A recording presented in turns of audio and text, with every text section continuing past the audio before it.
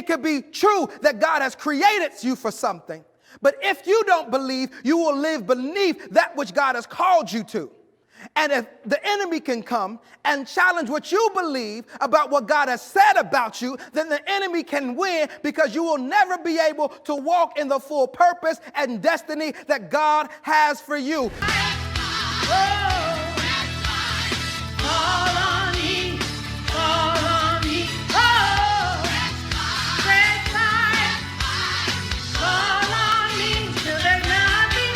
I can't help to think that there are a variety of other times in our lives where we need leadership, especially from God, and guidance, where we need God to move us exactly where he wants us to go.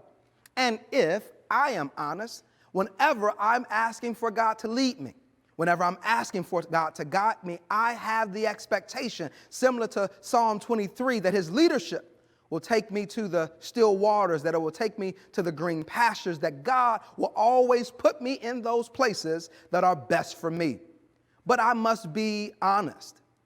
There are times where God's leadership doesn't always put us where we want to be, doesn't always lead us where we think we ought to be, but is the exact place that God desires for us to be. I want us to recognize that God leads us when God wants to.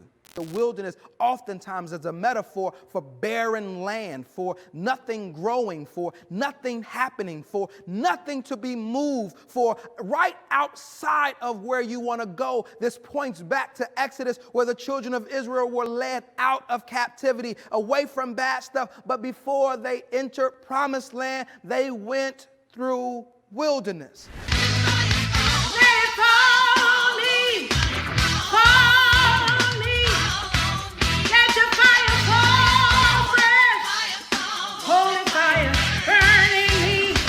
The enemy now comes, and the first thing he begins to push on is the understanding that Jesus has of himself in relationship to God. If you are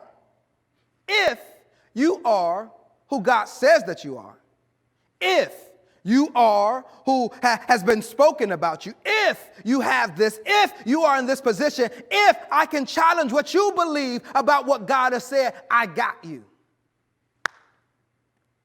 That the enemy can't take away what God has said, but the enemy can challenge our belief in what God said. What God said will always be true, but how we live depends on how we believe God's truths. It could be true that God has purposed something for you, but if you don't believe, you won't live as if that purpose is true. Call on me, call